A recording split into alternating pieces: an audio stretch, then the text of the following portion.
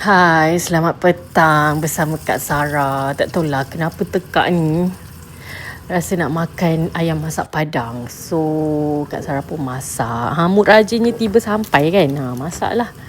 So, kita tumis bumbu dia sampai pecah minyak. Lepas tu kita masukkan ayam dalam beberapa kata tak sampai seekor ni.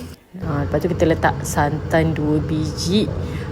Santan parut Kak Sarah beli kat kedai depan anak sekolah tu. Lepas tu kita blend, lepas tu kita tapis.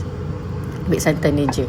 Okay, sementara tunggu dia merenih, kita pun petik pucuk ubi dekat depan tepi rumah kita. Petik-petik je, cantik-cantik pula tu.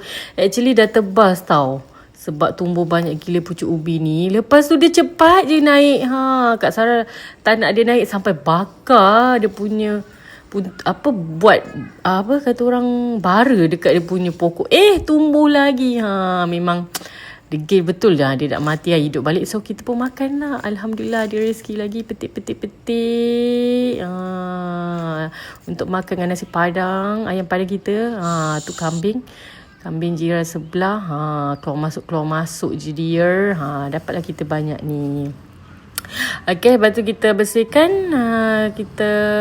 Ni Kak Sarah punya ayam padang. Kita tunggu sampai pekat biar dia menggelegar. Tengok tu.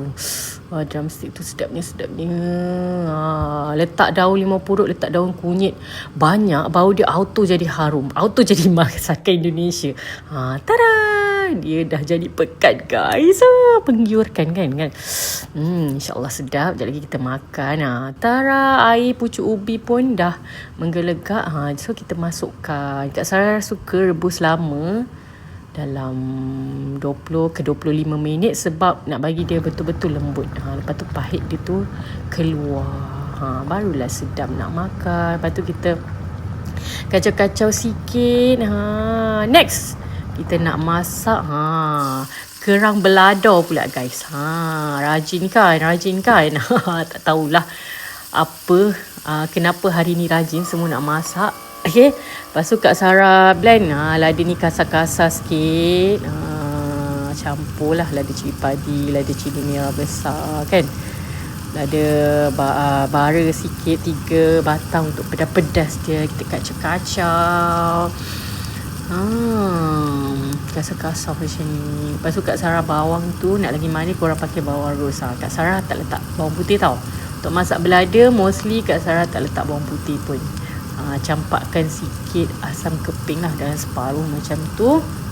Bawang merah kena banyak baru manis. Dah garing macam ni, dah pecah minyak, kita masukkan kerang. Okay, kerang ni guys, Kak Sarah kopit lah bawang kulit awal lah kan. Sebab kalau nak buat serentak tak done kan. Kerang ni je nak kopit dia sangat-sangat bercinta ya. Okay, kacau-kacau, gaul-gaul. Lepas tu letak secukup rasa. Letaklah korang punya pelengkap apa-apa suka hati korang nak letak apa. Kacau-kacau. Kasih sebati, letak daun limau purut tu biar dia wangi. Bau kerang hanyir tu tak ada kalau korang letak daun limau purut tu.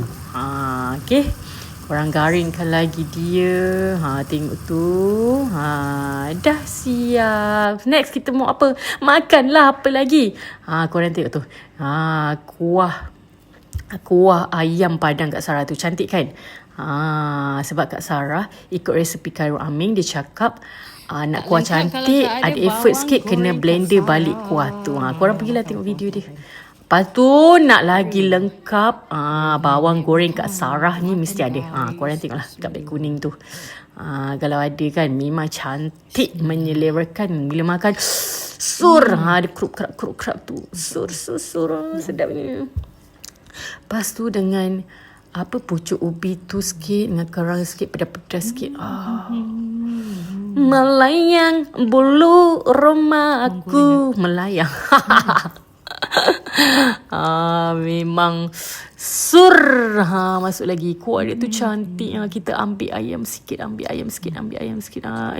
Gigit bawang dulu lah. Bawang goreng crunchy tu. Ambil ayam sikit. Sur. Sedap korang. Alhamdulillah. Ambil korang sikit. Alhamdulillah, memang mantap dengan crunchy bawang goreng tu korang. Tada! Dah siap dah makan.